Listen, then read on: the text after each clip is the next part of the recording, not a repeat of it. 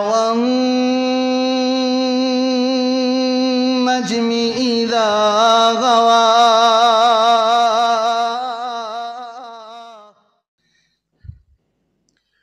اللهم صل على محمد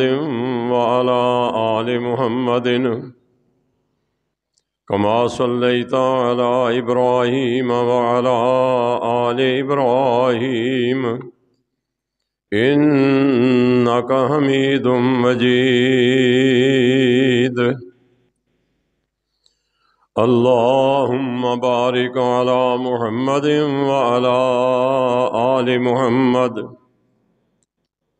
كما باركت على إبراهيم وعلى آل إبراهيم إنك حميد مجيد. أما بعد فإن خير الحديث كتاب الله وخير الهدي هدي محمد صلى الله عليه وسلم وشر الأمور محدثاتها وكل محدثة بدعة وكل بدعة ضلالة وكل ضلالة في النار. أما بعد فقال رسول الله صلى الله عليه وسلم سبعة يظلهم الله في ظله يوم لا ظل إلا ظله: إمام عادل وشاب نشأ في عبادة الله ورجل قلبه معلق في المساجد ورجلان تحابا في الله اجتمعا عليه وتفرقا عليه ورجل دعته امرأة ذات منصب وجمال فقال إني أخاف الله ورجل تصدق بصدقة فأخفاها حتى لا تعلم شماله ما ينفق بيمينه ورجل ذكر الله خاليا ففاضته عيناه.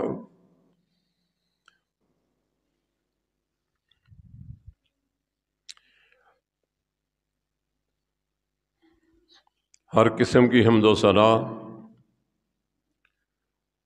تعریف، توصیف، تحمید اور شکر کے کلمات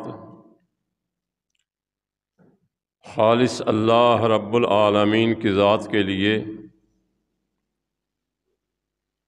ان گنت، لا تعداد اور بے شمار، بے حد و حساب درود و سلام سید الانبیاء والمرسلین، سید الاولین والآخرین، امامنا فی الدنیا و امامنا فی الآخرہ،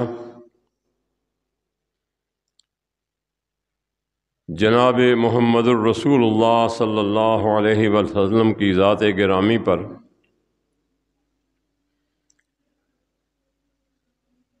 آج کی گفتگو میں چند ایسے خوش نصیب اور خوش قسمت سعادت مندوں کا ذکر ہوگا جنہیں کل قیامت کے دن اللہ رب العالمین کے عرش کا سایہ نصیب ہوگا۔ رب العالمین سے دعا ہے اللہ ہمیں اپنی زندگی میں وہ خوبیاں اور وہ صفتیں پیدا کرنے اور انہیں اپنانے کی توفیق عطا فرمائے جن کے نتیجے میں اللہ تعالی ہمیں ان سعادت مند لوگوں میں شامل فرما لے۔ محترم بھائیوں اور بزرگوں، قیامت کے دن کی ہولناکیاں سید الانبیاء صلی اللہ علیہ وآلہ وسلم سے ایک دفعہ حضرات صحابہ کرام کی نمائندگی کرتے ہوئے سیدنا ابو بکر صدیق رضی اللہ تعالی عنہ نے یہ عرض کی، شبت یا رسول اللہ صلی اللہ علیہ وسلم، اے اللہ کے پیارے پیغمبر علیہ السلام، آپ تو بوڑھے ہو گئے۔ تو نبی کریم صلی اللہ علیہ وسلم نے وقت سے پہلے اپنے بڑھاپے کا جو سبب بیان فرمایا وہ یہ، آپ صلی اللہ علیہ وسلم نے چند ایسی صورتوں کا ذکر فرمایا جن کے اندر اللہ رب العالمین نے قیامت کے دن کی ہولناکیاں اور قیامت کے دن کے عذاب، جہنم کے عذاب اور قیامت کی سختیاں بیان فرمائیں۔ آپ صلی اللہ علیہ وسلم نے فرمایا، ساتھیو، شیبتنی ہود والواقعۃ والمرسلات وعم یتساءلون واذا الشمس کورت۔ آپ علیہ الصلاۃ والسلام نے فرمایا، مجھے بوڑھا کر دیا ہے، مجھ پر بڑھاپا غالب آ رہا ہے، سورہ ہود کی تلاوت کی وجہ سے، سورہ واقعہ کی تلاوت کی وجہ سے، سورہ مرسلات کی تلاوت کی وجہ سے، اما یتساءلون کی تلاوت کی وجہ سے، اور سورہ التکویر اذا الشمس کورت، اس سورت کی تلاوت کی وجہ سے مجھ پہ بڑھاپا غالب آ رہا۔ جب ہم ان صورتوں کے مضامین پر غور کرتے ہیں تو یہ حقیقت ہمارے سامنے آتی ہے کہ یہ وہ چند صورتیں ہیں جن میں اللہ رب العالمین نے جہنم کے عذاب کی مختلف قسمیں اور جہنم کے عذاب کے مختلف پہلو اور قیامت کے دن کی سختیاں، قیامت کے دن کی دہشت ناکیاں، قیامت کے دن کی ہولناکیاں بیان فرمائیں۔ بھائیو، اللہ کے پیارے پیغمبر صلی اللہ علیہ وسلم جب ان صورتوں کی تلاوت کریں تو آپ کا یہ عالم ہو، جب کہ آپ کے نامہ اعمال میں گناہ نام کی چیز نہیں، تو میرا اور آپ کا تو یہ زیادہ فرض بنتا ہے کہ ہم پوری گہرائی کے ساتھ ان صورتوں کی تلاوت کریں اور ان کے اندر جو مضامین اللہ رب العالمین نے بیان فرمائے انہیں سمجھیں اور انہیں اپنانے کی کوشش کریں۔ تو یاد رکھیے، قیامت کے دن کی طوالت، قیامت کے دن کی لمبائی، قیامت کے دن کا دورانیہ کس قدر ہوگا، رونگٹے کھڑے ہو جاتے ہیں، عقل دنگ رہ جاتی ہے جب قرآن مجید قیامت کے دن کے ایک دن کی طوالت اور ایک دن کا دورانیہ اللہ رب العالمین جب بیان فرماتے ہوئے یہ فرماتے ہیں کہ تعرج الملائکۃ والروح فی یوم کان مقدارہ 50,000 سنہ۔ سورہ المعارج کے اندر اللہ نے فرمایا کہ قیامت کے ایک دن کا دورانیہ، قیامت کے ایک دن کی لمبائی، قیامت کے ایک دن کا جو عرصہ اور مقدار ہے 50,000 سنہ، 50,000 سال کے برابر ایک دن۔ آج ہم 10-12 گھنٹے کی گرمی کی شدت برداشت نہیں کر سکتے،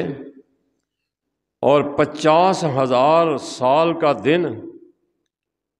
وہ کیسے برداشت ہوگا؟ رسول اللہ صلی اللہ علیہ وآلہ وسلم نے فرمایا، حضرت مقداد رضی اللہ تعالی عنہ کہتے ہیں کہ سید الانبیاء صلی اللہ علیہ وسلم نے فرمایا کہ قیامت کے دن سورج زمین سے صرف 1 میل کے فاصلے پر ہوگا۔ آج کروڑوں میل دور سورج اور زمین کے درمیان فاصلہ، اس کے باوجود ہم سورج کی یہ گرمی برداشت نہیں کر سکتے۔ جب سورج صرف 1 میل کے فاصلے پر ہوگا تو اس وقت اس کی سختی کون برداشت کر سکے گا؟ اللہ رب العالمین نے سورہ مزمل میں بیان فرمایا، فَكَيْفَ تَتَّقُونَ إِن كَفَرْتُمْ، لوگو اگر تم میری دی ہوئی نعمتوں کا ناقدری کرو گے، میرا شکر ادا نہیں کرو گے، فَكَيْفَ تَتَّقُونَ، تو پھر تم کیسے بچ سکو گے، اپنے آپ کو کیسے محفوظ رکھ سکو گے، اپنے آپ کو کیسے بچا سکو گے؟ یومن، اس دن، یجعل الولدان شیبا، جس دن کی سختی، جو دن اپنی ہولناکیوں کی وجہ سے یجعل الولدان شیبا، ایک بچہ، نوجوان، وہ بھی اپنے آپ کو بوڑھا محسوس کرے گا۔ وہ دن جوانوں کو بھی بوڑھا کر دینے والا ہوگا۔ السماء منفطر بہ، اور آسمان پھٹ جائے گا، آسمان میں سوراخ ہو جائیں گے۔ اللہ رب العالمین کے پیارے پیغمبر علیہ السلام نے فرمایا، فَيَكُونَ النَّاسُ عَلَىٰ قَدْرِ أَعْمَالِهِمْ فِي الْأَرْضِ فَمِنْهُمْ مَنْ يَكُونُ إِلَى الْكَعْبِ وَمِنْهُمْ مَنْ يَكُونُ إِلَى رُكْبَتِهِ وَمِنْهُمْ مَنْ يَكُونُ إِلَى حِقْدَيْهِ۔ اللہ اکبر۔ پیغمبر صلی اللہ علیہ وسلم نے فرمایا، اس دن لوگ اپنے اپنے اعمال کے لحاظ سے پسینے کے اندر ڈوبے ہوئے ہوں گے۔ کسی کا پسینہ، اللہ اکبر، اس کے ٹخنوں تک، کسی کا پسینہ اس کے گھٹنوں تک، کسی کا پسینہ اس کی کمر تک۔ اللہ اکبر۔ اور اس کے ساتھ ساتھ رسول اکرم نبی مکرم صلی اللہ علیہ وسلم نے فرمایا، منہم من یلجمہ العرق الجاما، واشار رسول اللہ صلی اللہ علیہ وسلم بیدہ الی فیہ۔ نبی کریم صلی اللہ علیہ وسلم نے فرمایا، گناہوں کا پسینہ انسان کے منہ کو لگام دیے ہوئے ہوگا۔ اور یہ بات بیان کر کے صحابی کہتے ہیں کہ اشارہ بیدہ الی فیہ، اللہ کے پاک پیغمبر صلی اللہ علیہ وسلم نے اپنے مبارک منہ کی طرف اشارہ کر کے لوگوں کو یہ سمجھایا، واضح فرمایا، بیان فرمایا کہ گناہوں کا پسینہ انسان کے منہ تک، یعنی انسان کے منہ کو لگام دیے ہوگا۔ مطلب کیا کہ انسان کے منہ تک۔ اور اسی طرح سرکار دو عالم صلی اللہ علیہ وسلم نے فرمایا، یوم یقوم الناس لرب العالمین، حتیٰ یغیب احدہم فی رشعہ الی انصاف اذنی، کچھ لوگ ایسے بھی ہوں گے جو اپنے گناہوں کے مقدار کے لحاظ سے یہ نصف کان تک وہ اپنے پسینے کے اندر غرق اور ڈوبے ہوئے ہوں گے۔ میرے بھائیوں، ایسے حالات میں میرے اور آپ کے لیے یہ سوچنے کی بات اس دن کی سختیوں سے ہم کیسے بچ سکیں، اور خاص طور پر وہ کون سے اعمال ہیں جن کی وجہ سے کل قیامت کے دن ہمیں رب العالمین کا عرش کا سایہ نصیب ہو جائے۔ تو اس سلسلہ میں آپ نے فرمایا، سب سے پہلی بات فرمائی امام عادل۔ آپ نے فرمایا کہ 7 قسم کے لوگ ایسے ہوں گے، یظلہم اللہ فی ظلہ یوم لا ظل الا ظلہ، اللہ ان کو اپنے عرش میں سایہ نصیب فرمائے گا جس دن سوائے عرش الہی کے کہیں بھی سایہ دیکھنے کو نصیب نہیں ہوگا۔ یہاں 7 آدمیوں کا ذکر نہیں کیا گیا، بلکہ 7 صفتیں بیان کی گئیں، 7 عادتیں بیان کی گئیں، 7 کردار بیان کیے گئے۔ جس شخص کے اندر بھی وہ صفتیں ہوں گی، جو شخص بھی ایسے کردار کا مالک ہوگا، ایسے اخلاق کا مالک ہوگا، یقیناً اللہ رب العالمین اپنے وعدے کے مطابق ایسے لوگوں کو اپنے عرش کا سایہ نصیب فرمائیں گے، کیونکہ اللہ رب العالمین کے وعدے جھوٹے نہیں ہوتے۔ پہلے نمبر پر آپ نے فرمایا امام عادل، عدل و انصاف کرنے والا حکمران۔ فرمایا اپنی حکمرانی کے دوران رعایا کے ساتھ خود بھی ناانصافی نہ کرے، اور اپنے ماتحت عملے کو اور ذمہ داران کو بھی نہ صرف یہ کہ عدل کا حکم دے، بلکہ ان کی کارکردگی پر بھی نظر رکھے اور ان کو جانچتا رہے۔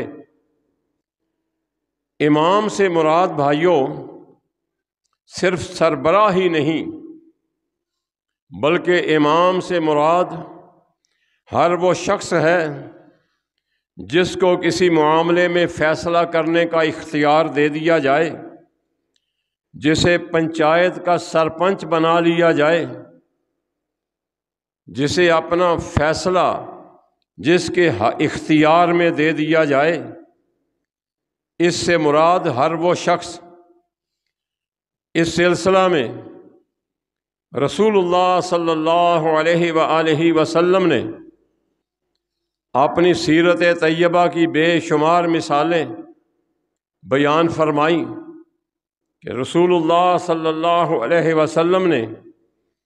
کس طرح انصاف کا بول بالا فرمایا۔ یہ بات تاریخ کی کتابوں میں اور سیرت کی کتابوں میں موجود ہے کہ نبی کریم صلی اللہ علیہ وسلم کے سامنے بنو مخزوم قبیلے کی فاطمہ نامی عورت چوری کے جرم میں آئی، اور بنو مخزوم قبیلہ یہ نبی کریم صلی اللہ علیہ وسلم کا سسرالی قبیلہ ہے۔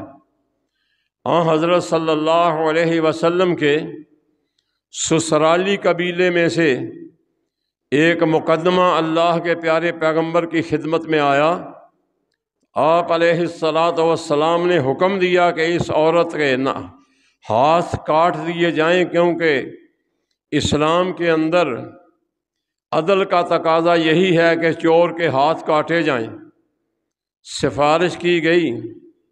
سیدنا اسامہ رضی اللہ تعالی عنہ، جو کہ آپ کے منہ بولے بیٹے سیدنا زید کے فرزند ہیں، اور حضرت صلی اللہ علیہ وسلم کو سیدنا اسامہ سے اس قدر محبت تھی کہ آپ علیہ السلام نے اپنی زندگی میں آخری جہاد کے لیے جو قافلہ روانہ فرمایا، مسیلمہ کذاب کی سرکوبی کے لیے اور زکوٰۃ کا انکار کرنے والے لوگوں کے خلاف، تو اس قافلے کی سربراہی نبی صلی اللہ علیہ وسلم نے 1.5 لاکھ صحابہ میں سے صرف جناب اسامہ رضی اللہ تعالی عنہ پر آپ کی نظر انتخاب پڑی۔ حضرت اسامہ نے سفارش کی، نبی صلی اللہ علیہ وسلم کا چہرہ سرخ ہو گیا اور آپ علیہ السلام نے فرمایا، لوگوں تم سے پہلی جو قومیں تباہ اور برباد ہوئیں اس کی ایک وجہ اور ایک سبب یہی تھا کہ وہاں امیر اور غریب کے لیے، طاقتور کے لیے اور ضعیف کے لیے، بڑے اور چھوٹے کے لیے انصاف کے الگ الگ فیصلے، انصاف کے الگ الگ تقاضے اور انصاف کے لیے الگ الگ پیمانے، الگ الگ قدریں تیار کی گئی تھیں۔ لیکن یاد رکھیے، اگرچہ یہ لڑکی میرے خاندان، میرے سسرال میں سے ہے، یاد رکھیے اگر لو کان فاطمہ بنت محمد سرقت، اگر میں محمد کی بیٹی فاطمہ بھی چوری کرتی، لقطعت یدہا، تو میں اس کے ہاتھ بھی کاٹ دیتا۔ سیدنا عمر رضی اللہ تعالی عنہ کہ دور خلافت کے اندر آپ کو شکایت ملی کہ فلاں علاقے کا گورنر، اس کے بیٹے نے ایک کمزور شخص کے بیٹے کو مارا ہے۔ حضرت نے پولیس بھیجی کہ اس حکمران کو، گورنر کو اس کے بیٹے سمیت جس حال میں بھی ہو عدالت میں پیش کیا جائے۔ تو جناب عمر رضی اللہ تعالی عنہ نے اس گورنر سے کہا کہ تو نے کب سے ان لوگوں کو اپنا غلام بنا رکھا ہے، جبکہ اللہ نے تو ان کو آزاد پیدا کیا ہے۔ جس طرح تیرے بیٹے نے اس غریب آدمی کے بیٹوں کو مارا، آج اسی طرح میری عدالت کے اندر تیرے بیٹے کو بھی اسی طرح مارا جائے گا اور سزا دی جائے گی۔ چنانچہ آپ نے اپنا یہ حکم نافذ بھی فرمایا، اس پر عمل بھی کروایا۔ بھائیو، یہ جو ہے نا معاملہ انصاف کرنے والا، ہمیں صرف رسول اللہ صلی اللہ علیہ وسلم کی حیات طیبہ سے نہیں، بلکہ قرآن مجید کے اندر انبیاء کرام علیہم السلام کے حوالے سے بھی زبردست رہنمائی ملتی ہے۔ اللہ رب العالمین نے عام حکم یہ نازل فرمایا، لوگوں عدل اور انصاف کے ساتھ فیصلے کیا کرو، اور عدل اور انصاف کا سب سے بڑا منبع اور مرکز یہ اللہ رب العالمین کی کتاب قرآن مجید ہے۔ اللہ تعالیٰ نے مسلسل 3 آیات کے اندر یہ بات بیان فرمائی، من لم یحکم بما انزل اللہ فاولئک هم الظالمون، من لم یحکم بما انزل اللہ فاولئک هم الفاسقون، من لم یحکم بما انزل اللہ فاولئک هم الکافرون۔ فاسقون، ظالمون، کافرون، یہ 3 فتوے لگائے اللہ رب العالمین نے کن لوگوں پر؟ فرمایا من لم یحکم بما انزل اللہ، جو شخص اللہ تعالیٰ کی طرف سے نازل کردہ کتاب کے مطابق فیصلہ نہ کرے، اولئک هم الظالمون، ایسے لوگ ظالم ہیں۔ پھر فرمایا من لم یحکم بما انزل اللہ فاولئک هم الفاسقون، جو اللہ کی نازل کردہ کتاب کے مطابق فیصلہ نہ کرے، ایسا شخص فاسق ہے۔ اور تیسرا فتویٰ اللہ نے یہ لگایا، من لم یحکم بما انزل اللہ فاولئک هم الکافرون، ایسے لوگ کافر ہیں۔ بھائیو، کتنا سخت حکم اللہ رب العالمین نے یہ عام حکم بیان فرمایا۔ انبیاء کرام میں سے سیدنا داؤد علیہ الصلاۃ والسلام کے بارے میں اللہ فرماتے ہیں، رب العالمین نے فرمایا یا داؤد انا جعلناک خلیفۃ فی الارض فاحکم بین الناس بالحق ولا تتبع الہوی فیضلک عن سبیل اللہ۔ اللہ نے فرمایا اے داؤد، میں نے تجھ پر یہ انعام کیا، تجھے یہ نعمت عطا فرمائی، انا جعلناک خلیفۃ فی الارض، میں نے تجھے اس سرزمین پر خلافت عطا فرمائی، بادشاہت عطا فرمائی، حکمرانی عطا فرمائی۔ اب اس بادشاہت، حکمرانی اور اس خلافت کا تقاضا یہ ہے فاحکم بین الناس بالحق، کہ لوگوں کے مقدمات کا فیصلہ کیجئے بالحق، حق کے ساتھ، پورے انصاف کے ساتھ، ولا تتبع الہوی، اور فیصلہ کرتے وقت اپنی پسند اور ناپسند، اپنی خواہش کو اس میں دخل نہیں دینا۔ اسی ضمن میں رسول اللہ صلی اللہ علیہ وسلم نے فرمایا لا یقضین حکم بین اثنین وہو غضبان، کہ جب کسی قاضی اور جج کے سامنے مقدمہ آئے اور وہ حالت غصہ میں ہو تو اس وقت فریقین کے بیان سن کر غصے کی حالت میں فیصلہ نہ دے،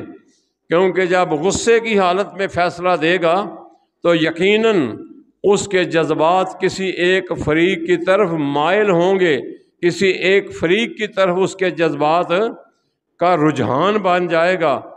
نبی کریم صلی اللہ علیہ وآلہ وسلم نے بھائیوں ایسی جماعت تیار فرمائی جو انصاف کے تقاضوں کو پوری طرح ملحوظ خاطر رکھنے والی تھی۔ جناب علی المرتضیٰ رضی اللہ تعالی عنہ قاضی شرع کی عدالت میں پیش ہوتے ہیں کسی مقدمے کے سلسلے میں، آپ اس وقت امیر المومنین ہیں، دوسرا فریق ایک رعایا کا ایک شخص ہے، ایک عام آدمی ہے۔ جب عدالت میں پیش ہوئے جناب علی رضی اللہ عنہ تو قاضی نے آپ کو مخاطب فرمایا یا ابا تراب، اے ابو تراب، آپ عزت تشریف لائیے۔ فوراً جناب علی المرتضیٰ رضی اللہ تعالی عنہ نے فرمایا جناب قاضی محترم، اے جج صاحب، یہ عدالت میں پیش ہونے کے بعد جب میں آپ کی عدالت میں پیش ہوا مقدمہ بھگتنے کے لیے تو یہ آپ نے پہلی ناانصافی ہے جو آپ نے میرے ساتھ کی ہے۔ یہ لقب جو ہے نا ابو تراب کا لقب، یہ میری عزت کا باعث ہے، کیونکہ یہ لقب مجھے جناب محمد الرسول اللہ نے دیا تھا، اس لیے آپ کا یہ حق نہیں تھا کہ مجھے ابو تراب کہہ کر بلاتے، بلکہ مجھے آپ کو علی ابن ابی طالب کے لقب نام سے مجھے بلانا چاہیے تھا۔ بھائیوں، وہ لوگ اتنے عظیم کہ معمولی معاملات میں بھی وہ اس چیز کو، عدم انصاف کو پسند نہیں فرمایا کرتے تھے۔ جناب داؤد علیہ السلام کو اللہ نے فرمایا وَلَا تَتَّبِعِ الْهَوَىٰ، اپنی خواہش کو دخل نہیں دینا، فیصلہ کرتے وقت اپنی ذاتی خواہش کو تم نے دخل نہیں دینا، اپنی ذاتی پسند اور ناپسند کو بنیاد بنا کر فیصلہ نہیں کرنا۔ بھائیوں، اسی طرح اللہ رب العالمین نے سیدنا جناب محمد الرسول اللہ صلی اللہ علیہ وآلہ وسلم کو حکم دیا۔ یہ حکم تھا جناب داؤد کو، اب حکم ہے جناب محمد الرسول اللہ کو۔ اللہ فرماتے ہیں میرے نبی فاحکم بینہم بما انزل اللہ، جو کچھ اللہ تعالیٰ نے آپ پر نازل فرمایا یعنی قرآن مجید، جب لوگوں کے درمیان فیصلے کرنے کا وقت آئے تو اس قرآن مجید کی روشنی میں فیصلہ کیجئے۔ وَلَا تَتَّبِعْ أَهْوَاءَهُمْ أَمَّا جَاءَكَ مِنَ الْحَقِّ، حق بات آپ کے پاس آ چکی، آپ کو رہنمائی مل چکی، آپ کے لیے رہنما اصول واضح ہو چکے۔ ان اصولوں کے باوجود، ان اصولوں کے ہوتے ہوئے، ان ضوابط کے ہوتے ہوئے اور ان قوانین کے ہوتے ہوئے آپ کو یہ زیب نہیں دیتا۔ کیا فرمایا؟ وَلَا تَتَّبِعْ أَهْوَاءَهُمْ، ان لوگوں کی خواہشات کے پیچھے نہ چلنا، لوگوں کی خواہشوں کے پیچھے چل کر فیصلے نہ کرنا، لوگوں کا منہ دیکھ کر فیصلے نہ کرنا، مجلس کا رنگ دیکھ کر فیصلے نہ کرنا، ملکی حالات کا جائزہ لیتے ہوئے ناانصافی والے فیصلے نہ کرنا، لوگوں سے ڈر کر ناانصافی والے فیصلے نہ کرنا، یہ روپے اور دولت کی چمک دیکھ کر غلط فیصلے نہ کرنا۔ اللہ اکبر۔ اسی طرح میرے بھائیوں، جناب داؤد جو کہ سابقہ انبیاء میں سے، ان کو اللہ نے فرمایا کہ انصاف کے ساتھ فیصلے کرو لوگوں کے درمیان۔ جناب محمد الرسول اللہ کو فرمایا کہ اے میرے پیغمبر، آپ انصاف کے ساتھ لوگوں کے مقدمات کا فیصلہ کیجئے۔ اب عام لوگوں کے بارے میں اللہ کا کیا حکم ہے؟ اللہ فرماتے ہیں، اے ایمان والو،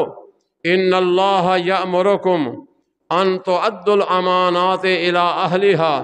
وَإِذَا حَكَمْتُمْ بَيْنَ النَّاسِ ان تحکموا بالعدل ان اللہ نعم ما یعظکم بہ۔ اللہ نے فرمایا، اے ایمان والو، ان اللہ یأمرکم، اللہ رب العالمین تمہیں حکم دے رہا ہے، یہ تمہارے لیے اللہ کا حکم ہے، ان تؤدوا الامانات الی اہلہا، کہ امانتیں ان لوگوں کے سپرد کیجئے جو ان امانتوں کے مالک یا ان کے اہل ہیں۔ اللہ اکبر کبیرہ۔ یہ ایک الگ موضوع ہے کہ امانت کی کون کون سی قسمیں ہیں اور ان امانتوں کے اصل حقدار کون ہیں۔ پھر فرمایا وَإِذَا حَكَمْتُمْ بَيْنَ النَّاسِ، اے مومنو، جب لوگوں کے درمیان فیصلہ کرنے کا وقت آئے، کسی مقدمے میں فیصلے کا وقت آئے، ان تحکموا بالعدل، تو تمہیں چاہیے کہ عدل کے تقاضوں کو سامنے رکھتے ہوئے فیصلہ کرو، عدل اور انصاف کے تقاضوں کو اپنے پیش نظر رکھتے ہوئے فیصلہ کرو۔ میرے بھائیوں، وہ لوگ جو عدل اور انصاف کے ساتھ فیصلے کرتے ہیں، ان کے لیے دنیا میں بھی عزت ہے اور آخرت میں بھی ان کے لیے کتنی بڑی عزت۔ سید الانبیاء جناب محمد الرسول اللہ صلی اللہ علیہ وسلم نے فرمایا، ان المقسطین علی منابر من نور عند اللہ، وہ لوگ جو دنیا میں پوری طرح عدل اور انصاف کے فیصلے کیا کرتے ہیں، عدل کا بول بالا رکھتے ہیں، انصاف کی حکمرانی چاہتے ہیں، انصاف کی حکمرانی قائم کرتے ہیں۔ ان المقسطین عند اللہ، جو لوگ عدل اور انصاف کرتے ہیں دنیا کے اندر، انہیں کل قیامت کے دن کیا ملے گا؟ رسول اللہ نے فرمایا علی منابر من نور عند اللہ، اللہ رب العالمین کی بارگاہ میں انہیں ایسے ممبر دیے جائیں گے، ایسی مسندیں دی جائیں گی، ایسے ممبر دیے جائیں گے جو لکڑی کے بنے ہوئے نہیں، جو کسی دھات کے بنے ہوئے نہیں، بلکہ فرمایا منابر ایسے من نور اللہ عند اللہ، ان المقسطین علی منابر من نور عند اللہ، ایک ایسا نور مہیا کیا جائے گا اللہ کی طرف سے، اور اس نور کے بنے ہوئے ممبروں پر انہیں بٹھایا جائے گا کل قیامت کے دن۔ کن لوگوں کو؟ جو عدل اور انصاف کے تقاضوں کو پورا کرنے والے۔ میرے بھائیوں، اسی طرح رسول اللہ صلی اللہ علیہ وسلم نے فرمایا کہ دھوکہ دینے والا حکمران، دھوکے باز حکمران، ظالم حکمران، اپنی رعایا کے ساتھ ناانصافی کرنے والے حکمران، جھوٹ بول بول کر لوگوں کے ذہنوں کو گندا کرنے والے حکمران، خاص طور پر اپنی رعایا کے ساتھ غلط بیانی کرنے والے، جھوٹ بولنے والے، دھوکہ کرنے والے حکمران، نبی صلی اللہ علیہ وسلم نے فرمایا ان اللہ حرم علیہم الجنہ، اللہ رب العالمین نے ایسے ظالم حکمرانوں کے لیے جنت حرام کر دی ہے۔ وہ کتنے بھی دنیا میں دعوے کرتے رہیں، اگر وہ دھوکے باز ہیں، اگر وہ فراڈ کرنے والے ہیں، اگر وہ جھوٹ بولنے والے ہیں، اپنی رعایا پر ظلم کرنے والے ہیں، اپنی رعایا کے ساتھ ناانصافی کرنے والے ہیں، تو میرے پیارے پیغمبر جناب محمد الرسول اللہ صلی اللہ علیہ وآلہ وسلم نے فرمایا کہ ایسے حکمران جنت سے محروم رہیں گے، بلکہ جنت ایسے لوگوں پر حرام کر دی جائے گی۔ جب آج موجودہ دور کے حکمرانوں پر ہم نظر دوڑاتے ہیں تو ہر ڈگڈگی بجانے والے کے پیچھے ہم لگ جاتے ہیں، اور ہم اپنی یادداشت بھول جاتے ہیں کہ کل تک اس کا کردار کیا اور آج یہ کیسی بولیاں بول رہا۔ ہم اس کے سابقہ کردار کو بھلا کر اس کے کردار، اس کے کریکٹر، اس کے اخلاق، اس کی عادات